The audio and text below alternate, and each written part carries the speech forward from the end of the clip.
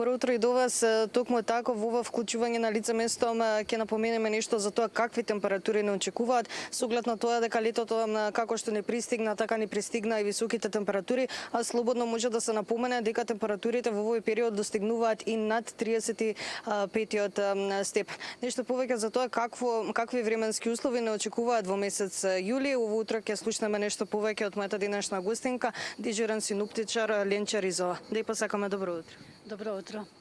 На самиот почеток може да се напомене дека уште сега во раните утренски часови степените се движат некаде по 30-тиот степен и може да се забележи малку ветер, дека дувка, малку е прилично свежо времето, но какво временски услови не очекуваат до крајот на овој ден?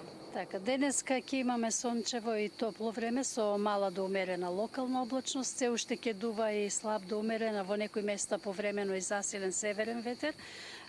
Температурите и денеска ќе се движат во интервал некаде од 31 до 38 степени. Во Скопје очекуваме исто така температурата да достигне до 38 степени, времето сончево со умерен ветер од северен правец. Дали може би слични временски услови ќе имаме и до крајот на оваа недела и за време на викендот? Наредните денови ќе има благо покачување на температурите, така утре веќе ќе имаме температури од 32 до 39 степени, а во петок, во деновите од викендот, на некои места ќе надминат и 40 степени. Со тоа што еве да напоменам дека во недела во попладневните часови ќе има развој на нестабилна облачност со локален порен дожд, значи тоа ќе биде така локална појава со локален порен дожд и грмежи. Меѓутоа температурите нема да се променат, значи во недела очекуваме температури намести до 40 степени, а вакво време ќе се задржи сончево и топло со овие температури, значи се до средината на следната седмица. Дали ова важи само за Скопскиот регион? Не во целата земја, значи имаме температури кои што на повеќе места ќе бидат над 35 степени, на секаде ќе бидат над 30, меѓутоа и на повеќе места над 35 степени, што значи дека навистина ни предстои уште една седмица со доста високи температури. Што е со вечерните часови? Дали може да се каже дека ќе одмориме малку од топлото време? Добро, сепак во вечерните часови, еве изминатите денови имавме така и струење, северно струење, кое што придонесе во вечерните и раните утрински часови сепак да биде попријатно. Секако и северниот ветер допринесува за тоа, така да чувството еве беше дека има нешто пониски температури, така малку посвежо со северниот ветер. Што може да очекуваме до крајот на овој месец? Дали уште повеќе зголемување на температурите?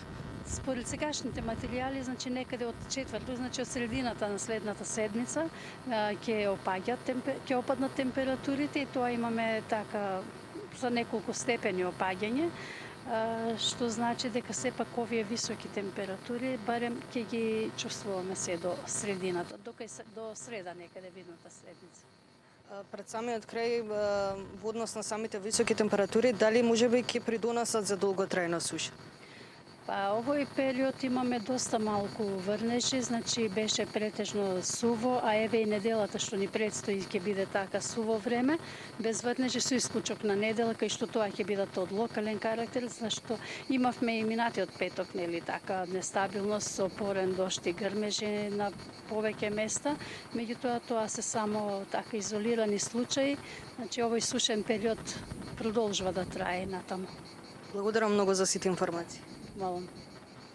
Се надевам дека сите информации беа од корист за тоа какви временски услови не очекуваат во текот на овој месец. Напоменавме дефинитивно дека не очекуваат високи температури, па токму тоа е и причина плюс да внимаваме уште повеќе, односно правилно да се однесуваме и да се заштитиме од топлото време, односно да внимаваме на нашето здравје.